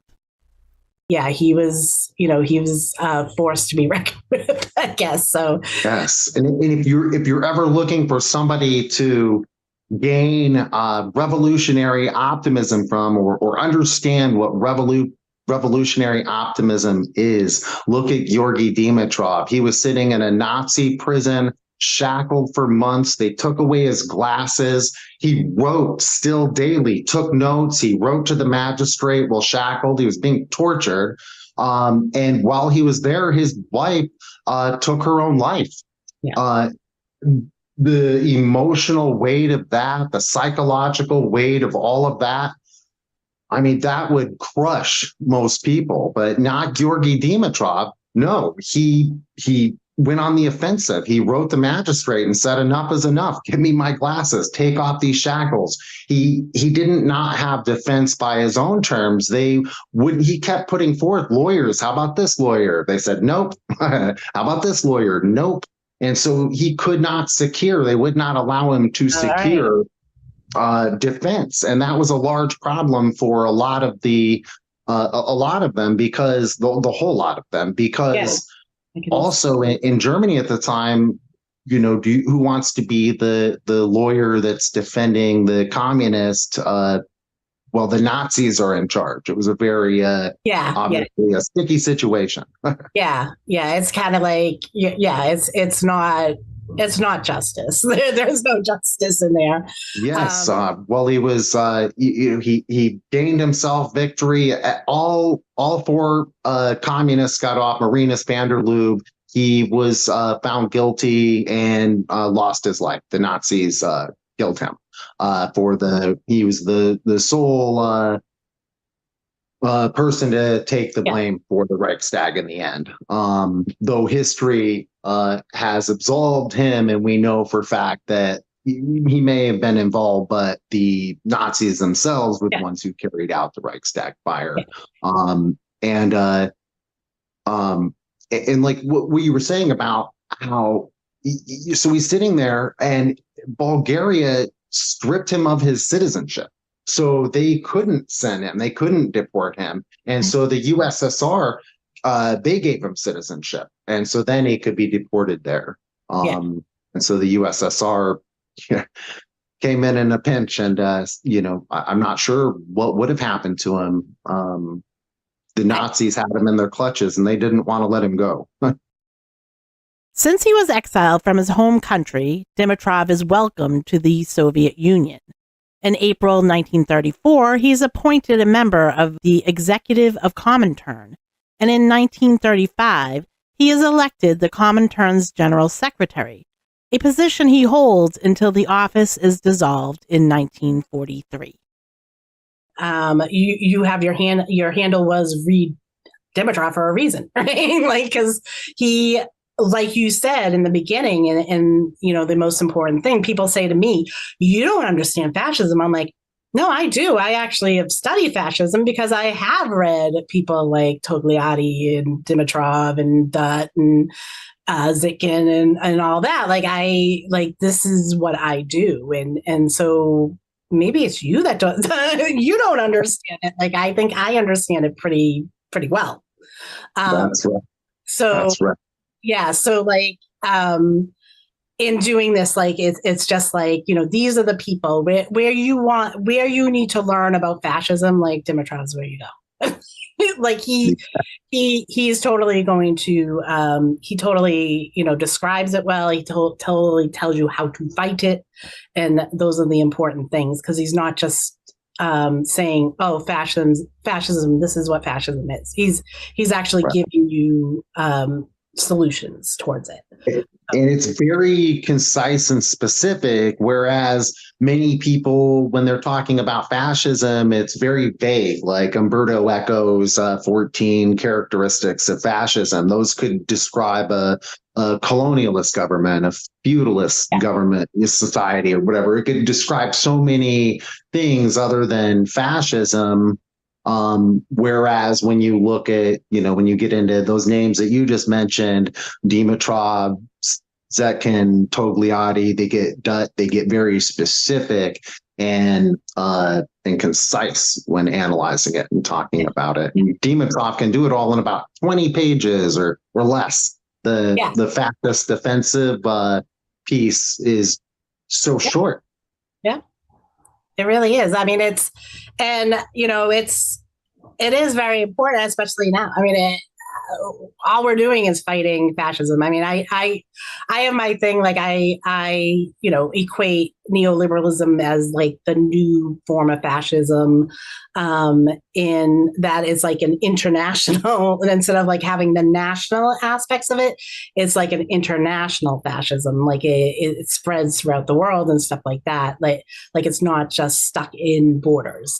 And so it is important, like, because when you can understand fascism, you can actually understand what is going on in the United States today. You know what I mean? Like you see it like so clearly that the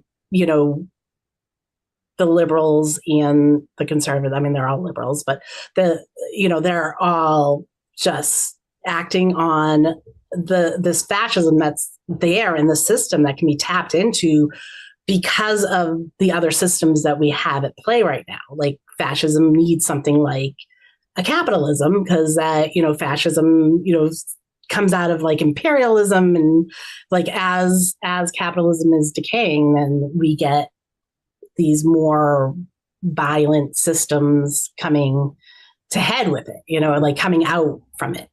So right.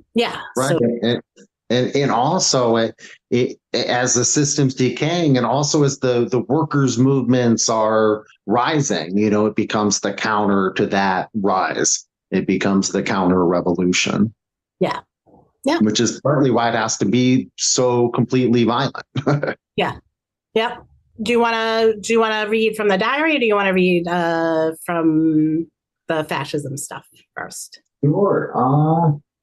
Your choice. Well, since we're on to the fascist topic, we might as well stick with that. My copy of the Fascist Offensive, I gave away, but it's also inside of this book, The United Front. Yes. It also contains it. So I'll go to that because I can't read and look at the screen here on the phone.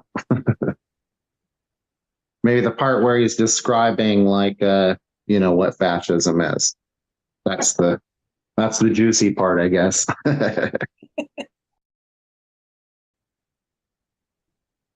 Georgy Dimitrov says in The Fascist Offensive and the Task of the International Proletariat, defining fascism, he says, fascism is not a form of state power standing above both classes, the proletariat and the bourgeoisie, as Otto Bauer, for instance, has asserted. It is not the revolt of the petty bourgeoisie, which has captured the machinery of the state, as the British socialist Brailsford declares. No, fascism is not a power standing above class, nor government of the petty bourgeoisie or the lumpen proletariat over finance capital. Fascism is the power of finance capital itself. It is the organization of terrorist vengeance against the working class and the revolutionary section of the peasantry and intelligentsia. In foreign policy, fascism is jingoism in its most brutal form, fomenting bestial hatred of other nations. The fundamental, the most decisive thing in establishing an anti-fascist People's Front is resolute action of the revolutionary proletariat in defense of the demands of these sections of the people, particularly the working peasantry, demands in line with the basic interests of the proletariat, and in the process of struggle combining the demands of the working class with these demands. In forming an anti-fascist People's Front, a correct approach to those organizations and parties whose membership compromises a considerable number of the working peasantry and the mass of the urban petty bourgeoisie is of great importance. In the capitalist countries, the majority of these parties and organizations, political as well as economic, are still under the influence of the bourgeoisie and follow it. The social composition of these parties and organizations is heterogeneous. They include rich peasants side by side with landless peasants, big businessmen alongside petty shopkeepers. But control is in the hands of the former, the agents of big capital. This obliges us to approach the different organizations in different ways, remembering that often the bulk of the membership ignores the real political character of its leadership. Under certain conditions, we can and must try to draw these parties and organizations or certain sections of them to the side of the anti-fascist People's Front, despite their bourgeois leadership. Such, for instance, is today the situation in France with the Radical Party, in the United States with various farmers' organizations, in Poland with the Stronach Ludow, in Yugoslavia with the Croatian Peasants' Party, in Bulgaria with the Agrarian Union, in Greece with the Agrarians, etc.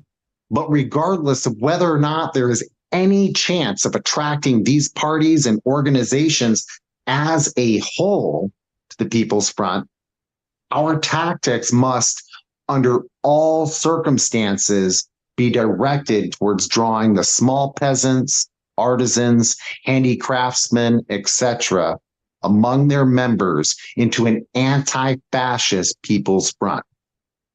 Hence, you see that in this field, we must along the line put an end to what has not infrequently occurred in our work neglect or contempt of the various organizations and parties of the peasants, artisans, and the mass of petty bourgeoisie in the towns.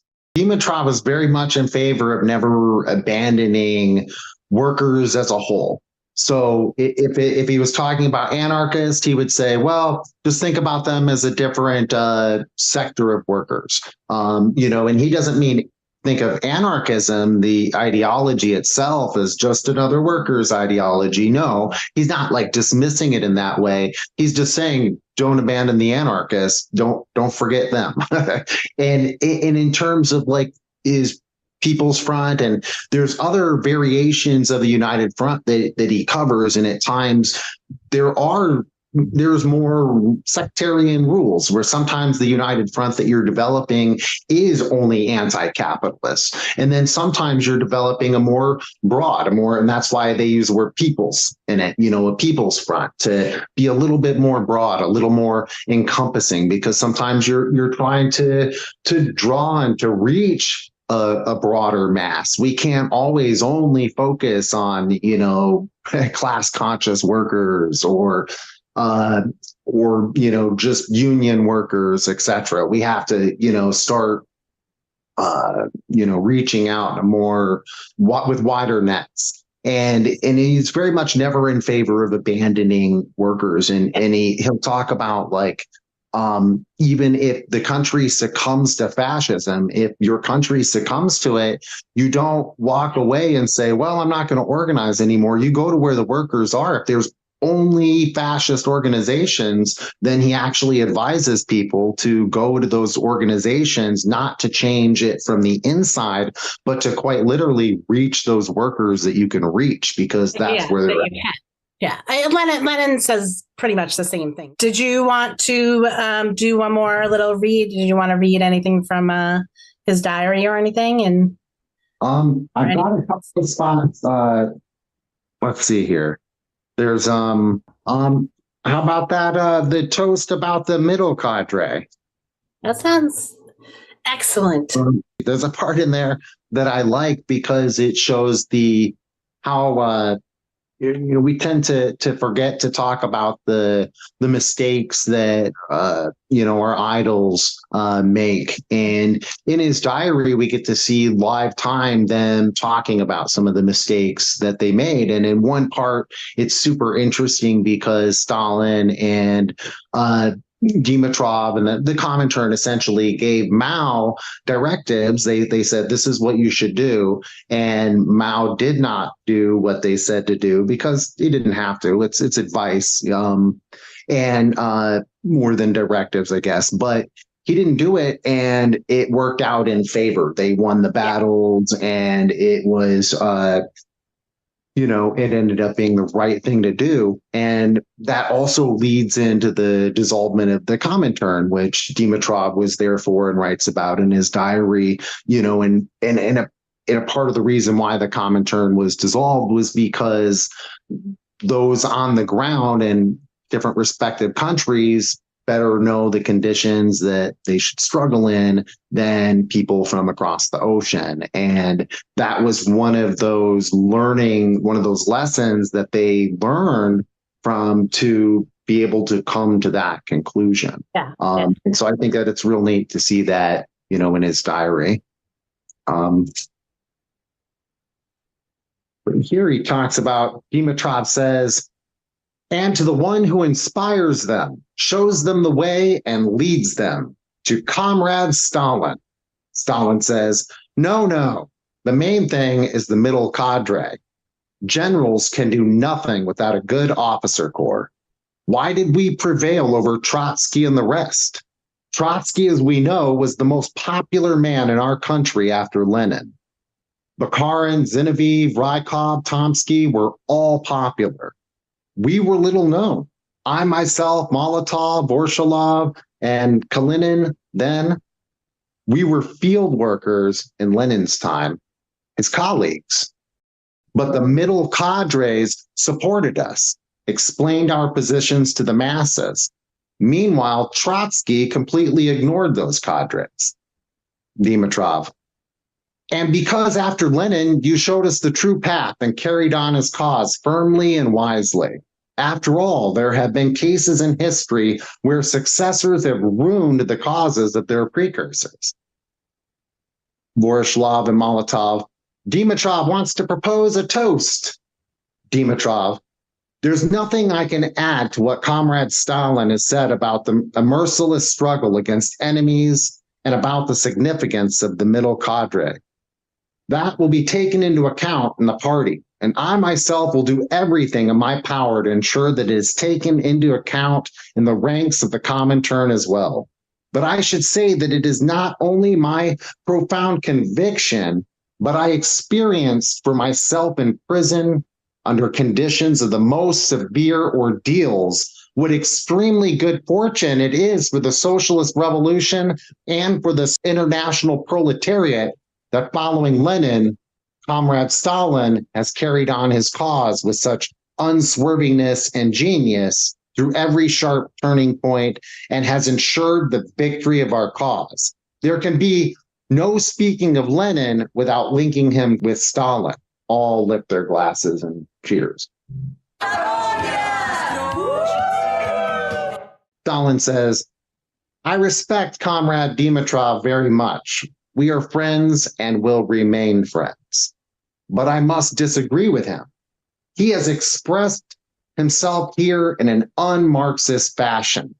What the victory of the cause requires is the correct conditions, and then the leaders will always be found. It is not enough merely to point out the true path. The English party, after all, has what we consider the correct policy, but it can accomplish nothing because the middle cadre are on the side of the laborites. The French party is carrying out the correct policy, but the Socialist Party is nevertheless very strong. The fundamental thing is the middle cadres. That must be noted, and it must never be forgotten. That other conditions being equal, the middle cadres decide the outcome of our cause. And that is from, June 17th, 1937. In 1946, Bulgaria abolishes its monarchy and is declared a People's Republic. After 22 years in exile, Georgy Dimitrov finally heads home and wins the election of prime minister a few months later. He becomes the first communist leader of Bulgaria. The Dimitrov Constitution, which was modeled after the 1936 Soviet Constitution, is accepted into law in 1947 and remained so until 1971. I know that he focused a lot on youth and on creating, a lot of what we see in a lot of the other socialist countries as far as having women's groups and mass orgs and youth and various mass groups involved in the government, and so I know that he was doing things similar to that, but I tend to kind of fall off from him. He falls off my radar at that period. The youth stuff probably comes from he got started so young. You know what I mean? It probably that was probably important for him, and he wanted people to understand it at a younger age, be more involved and just be fighting and cognitive of these the fascism that could happen and stuff like that. So that's probably, I can see him definitely pushing for the youth and stuff like that. Right. Yeah, so many speeches and so many. There's one book that's of his collection of stuff. It's called For Youth, I mean, he just felt so much and like you said, because he became a fighter for the working class, at such a young age, that he probably definitely felt a responsibility to help ensure the next generation also follow in those kind of footsteps.